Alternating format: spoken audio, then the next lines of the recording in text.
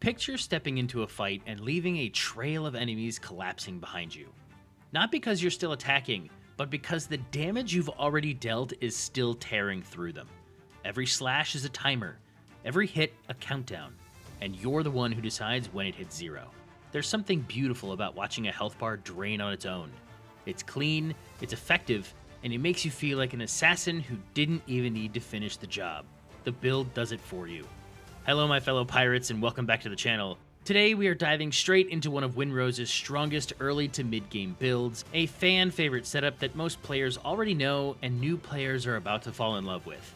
This build is easy to put together, it doesn't require any endgame materials, and it scales normally as you level, so it just keeps getting stronger as you progress through the game. In this video we'll break down which weapons to use and why, the best armor to wear, the jewelry to run, and how to lay out your stats to maximize your potential. If you're just starting out and looking for something reliable to run, this is absolutely the build that you're going to want to chase. The Bleed build. Let's get into it.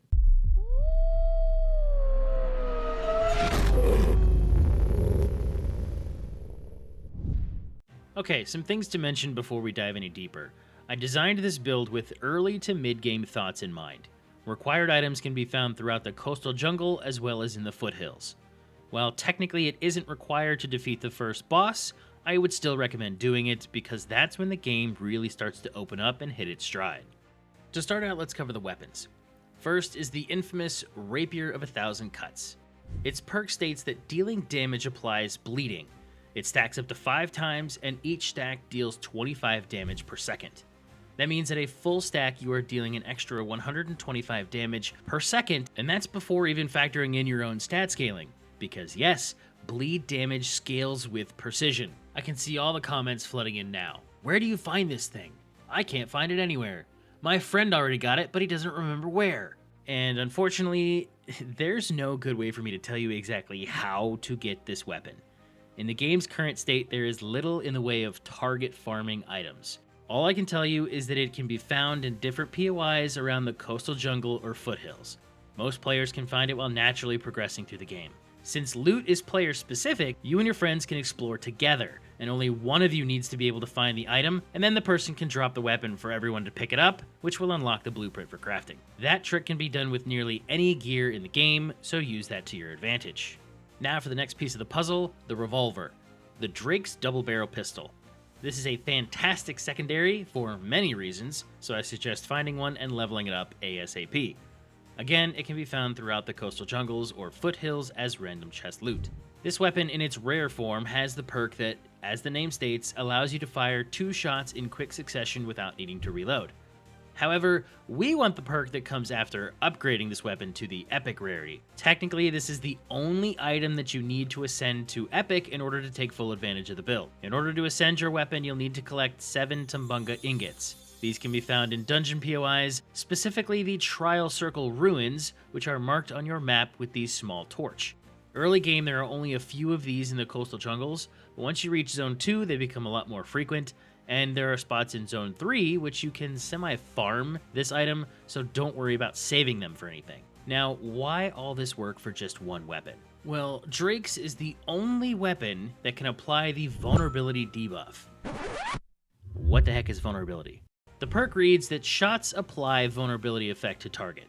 All damage dealt to the affected target is increased by 15%. And yes guys, that is all damage. Meaning not only are we scaling bleed damage through our precision stat, but we can also now tack on an extra 15% every tick. Okay, wait, it gets better.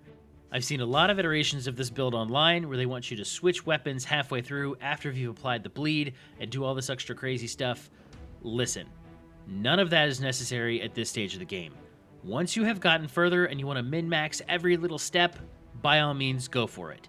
But for an early to mid-game build, this setup works just fine.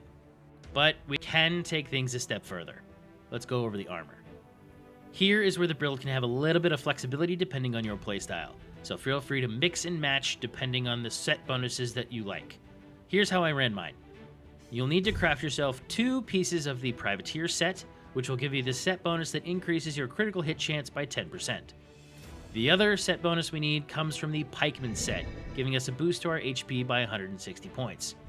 If you feel like you don't need the extra bump in HP, but you're having trouble managing your stamina, you can always swap that out for the Filibusters set, which gives you an extra 20% stamina reduction. If you want these pieces fast, Tortuga's vendors sell 2 of each set for 200 silver apiece. Every map places Tortuga slightly differently, but the city layout stays the same. Grab the Privateer set from the People of Tortuga vendor right outside the tavern, the Pikeman set from the Smuggler, which is across the street, and the Filibuster set from the Buccaneer, which is tucked into the market. On to the jewelry. At this stage in the game, you will only be able to ascend your items to Rare, as the item to upgrade the Jeweler's Workstation comes from Zone 3.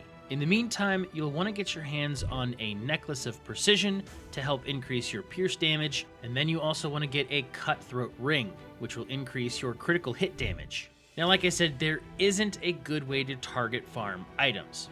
However, I did stumble upon a website called Windrose.tools, and it's a database for the game that also includes an interactive map. You simply upload your world file and it generates a world for you. Similar to something like Chunkbase for Minecraft seeds. Step-by-step instructions are listed on the page if you're interested, and no, this is not a paid sponsorship. Here, I was able to figure out that jewelry mainly is found in the Trial Circle ruins and Blackbeard stashes. You know, all those maps that you've been collecting? Follow them to the X on the map and dig. There you will have a chance at some good gear, including the jewelry needed for this build. If you're impatient, this may be a good tool for you to get caught up, but if not, totally understandable, link is in the description. So, we have our weapons, our armor, our jewelry, but what about the stats and talents? Now, depending on your level, the amount of points you have to spend will differ. So here is where I want you to focus your stats. Precision, Mastery, Vitality, and Endurance. Here's why. With 5 stat points in Precision, plus the necklace, you have 15 points. That's perfect. 5 to 10 points into Mastery will help you improve your critical hit chance. The more points into Mastery you have, the more often you're going to see those yellow numbers proc. You can increase it further by eating food if you want to. However, I would focus on eating meals that boost your vitality and your endurance. Like I explained in my combat breakdown video, more health means you can take more hits, and more endurance means you can stay in the fight longer, chain more combos, and continue to dodge without hitting that winded phase. Once you have more points, and you have the ability to send your jewelry to Epic, you can reallocate some of those points into Endurance and remove them from Precision, since the necklace will be giving you plus 15, and at that point you've unlocked more food that can boost things like Mastery, further increasing your critical hit chance. Now don't forget about the elixirs. 3 out of 4 of these are going to be really useful, so take your pick. The Elixir of Concentration is going to further improve your critical damage by 30%. The Elixir of Firm Hand is going to increase your melee damage by 13%, and then the Elixir of Cruelty will just increase all damage by 8%. And yeah, that includes the bleed damage too. Lastly, we have the talents. And again, these are going to vary depending on your level, but these are the perks you should focus on. First is Deep Impact. 1 point gives us 3% increased pierce damage, and it increases by 3% with each point spent. Planning ahead will increase the speed at which your pistol passively reloads by 5%. So after you stow your gun and switch to the sword, it can reload while it's in your pocket. If you didn't notice that, there's a meter down here above your hotbar. Since we aren't really focusing on the ranged attack for the big damage and just applying the debuff, the remaining points will go to improving your rapier. Surgical Cuts increases that critical chance by a full 9% when you max it out with 3 points. Then Quick Strikes increases one-handed weapon damage by 4% per point. After you have continued to play and leveled up further, there are a few more perks that will really elevate this build. Executioner's Grace will give you a healing buff for every kill, lasting up to 20 seconds, and if you want some extra chunk damage on that ranged hit, you can also go with Bullseye, which will increase the damage of headshots by 5%. Now that you understand all the pieces, here's your gameplay loop. Step 1. Begin an engagement by hitting with one ranged attack to apply the vulnerability debuff from Drake's. This will allow you to start stacking up extra bleed damage and increase the damage of every melee strike. Aiming for the head starting out an encounter will also give you an advantage by taking out a nice chunk of damage. Step 2. Follow up with trying to land 5 rapier hits for the full DOT effect. Most enemies won't let you get in a full 5-hit combo, so a 2-hit, then dodge or block, followed by a second hit and a heavy, will break most enemies and allow you to get the full stack of bleed damage. Depending on that critical hit chance, you may also see one or multiple crits throughout this combo. Now at this point, you really have 3 options depending on your situation. You can continue to lay into the enemy until they are bested by critical and dot damage. You can run away and let the enemy bleed out on their own, or you engage a new enemy and repeat the first 2 steps.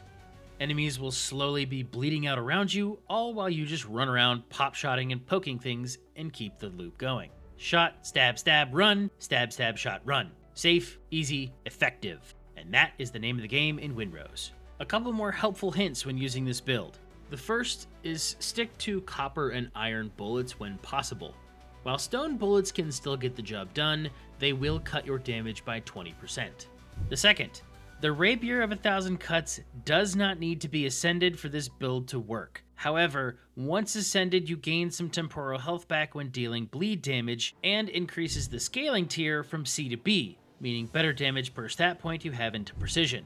As you level, this build only increases in lethality, so don't worry if you don't have the perfect setup yet. This can function even in its simplest form just fine. Think about it like cooking. A little salt and pepper can get the job done, but once you start adding the right spices, suddenly everything starts tasting way better. Now that's not to say this build is meta by any means. It still has its flaws. The biggest, and the reason this video is only tailored to early and mid-game, is because bleed damage is only effective on living creatures. Enemies like undead, drowned, and some of the atrocities that you find in Zone 3, while still affected by the debuff, are highly resistant to it, so they take much less damage over time.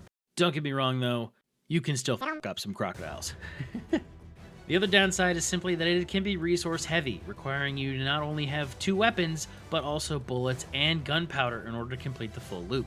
Early in the game, gunpowder can be tough to come by until you've discovered some items in Zone 2.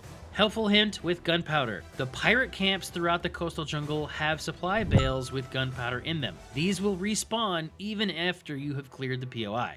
Even with those limitations, when you put all the pieces together, this build hits a groove that's hard to beat in the early and mid game. It's consistent, it's fun, and it carries you way further than you'd expect. Now there you have it guys, my perfected bleed build. Try it, let me know what you think. This build kind of carried me through Zone 2 and the beginning of Zone 3. Some of you may have already been using a version of this build, or maybe you're just looking for something to work towards. If I missed anything or you have any suggestions on how to improve the build, let me know down in the comments below. Sea Dogs and Raiders, Corsairs and Pirates of all ages, thank you for coming and watching, and I will catch you all in the next one. Wolf, out!